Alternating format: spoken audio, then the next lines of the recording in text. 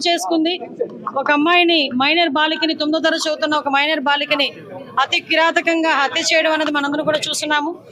అక్కడ already teams కూడా దాని మీద వేస్తున్నాము.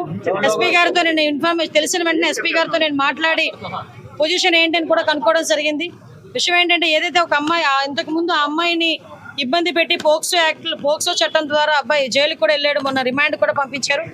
మొన్న రీసెంట్ గా ఒక 15 రోజుల క్రితం అతను జైలు నుంచి బెయిల్ మీద బయటకు వచ్చాడు. వచ్చిన తర్వాత అమ్మాయిని హత్య చేయడం జరిగింది. దానికి సంబంధించి ఇంచుమించుగా 18 పేజీల వాంగ్మూలం కూడా వాంగ్మూలం ఒక లెటర్ కూడా పెట్టున్నాడు అక్కడ. అతనైతే ఇప్పుడు మనకి పరారులో ఉన్నాడు. ఎట్టి పరిస్థితుల్లోని కూడా పోలీస్ డిపార్ట్మెంట్ అంతా కూడా సుమారుగా 8-9 బృందాలు కూడా ఏర్పాటు చేయడం జరిగింది. అన్ని బృందాలు కూడా ఈ రోజు అతనికి పట్టుకోవడానికి ప్రయత్నం కాదు, ఎట్టి పరిస్థితులు పట్టుకొని తీరుతాయి. ఎందుకంటే చట్టం ముందు ఎవరు కూడా తప్పించుకునే పరిస్థితికి లేదు. డెఫినెట్ గా ఎవడైతే హత్య చేశాడో అతన్ని ఇమీడియట్ గా మేము పట్టుకునే ప్రయత్నం కాదు, పట్టుకొని తీరుతాం.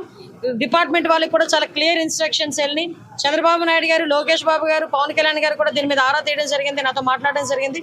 డెఫినెట్ గా ఎట్టి పరిస్థితుల్లోని నిందితుడు ఎవరైతే ఉన్నాడో అతి తొందరగా వీలైతే ఈ రోజు రేపట్లోనే నిందితుడిని పట్టుకుని అరెస్ట్ చేసే పరిస్థితి కొన్నిసార్లు వెనక పడుతున్నారని చెప్పేసి ఫిర్యాదు చేయడం జరిగింది, అయినా సరే పట్టించుకోలేదు. లేదమ్మా, కంపల్సరీగా నిజంగా అదే కనుక జరిగితే, నిజంగా అమ్మాయి దగ్గర నుంచి కంప్లైంట్ వెళ్ళి ఆ పోలీసులు కనుక పట్టించుకోలేదన్న సంగతి తెలిస్తే డెఫినెట్ గా ఏ పోలీస్ అయితే ఆ పోలీసు మీద చర్యలు తీసుకుంటాం. అందులో అక్కడెక్కడ కూడా బ్యాక్ స్టెప్ వేసే పరిస్థితి లేదు. కానీ మాకు వచ్చిన ఇన్ఫర్మేషన్ ఏంటంటే అటువంటి పరిస్థితి ఏమీ లేదు. చాలా ఆఫ్ సడన్ వచ్చి అతను హత్య చేసి వెళ్ళాడు అన్నది మాకు వచ్చిన ఇన్ఫర్మేషన్. లేదమ్మా, నిజంగానే వాళ్ళ బ్రదర్ కూడా చాలా ఇనిషియేషన్ తీసుకున్నాడు. ఇంతకు ముందు కూడా తను బెంగళూరులో పనిచేసేవాడు. ఇనిషియేషన్ తీసుకుని ఈ అబ్బాయి ఇంచుమించు 26 సంవత్సరాలు, ఆ అమ్మాయిది చూస్తే 13 సంవత్సరాల వయసు. అవతల నిందితుడు ఎవరైతే ఉన్నాడో ఆ అబ్బాయిది కూడా 26-27 సంవత్సరాల వయసు. సో ఈ సిచ్యువేషన్స్ లోనే వాళ్ళ అన్నయ్యకి చాలా సేఫ్ గార్డ్ చేశాడు. కానీ దురదృష్టవశాత్తు అమ్మాయిని కాపాడుకోలేకపోయారు. కానీ ఎట్టి పరిస్థితుల్లో నిందితుని అయితే డెఫినెట్ గా పట్టుకున్నారు. కంపల్సరీగా చంద్రబాబు నాయుడు గారితో మాట్లాడతాం. ఎటువంటి పరిస్థితుల్లో అమ్మాయి చిన్నపిల్ల, మైనర్ బాలిక, ఆ అమ్మాయికి ప్రభుత్వం నుంచి అందాల్సిన సహాయ సహకారాలు అన్ని కూడా అందిస్తాం మా కుటుంబానికి.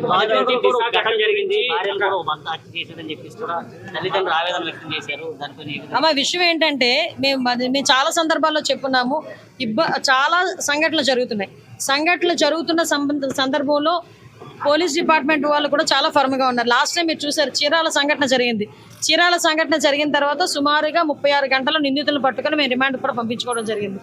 ఎక్కడ ఏమి జరిగినా చాలా యాక్టివ్ గా పోలీస్ డిపార్ట్మెంట్ వాళ్ళు పనిచేస్తున్నారు. ఎక్కడ జరగకుండా ఉండే బాధ్యత కూడా తీసుకుంటున్నాం.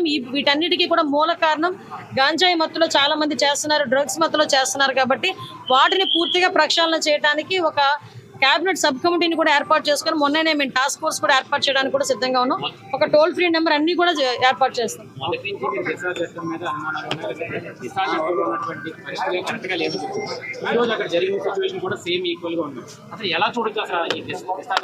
దిశ చట్టమే లేదండి. చట్టం లేని దాని గురించి మీరు మాట్లాడుకోవడం అనవసరం.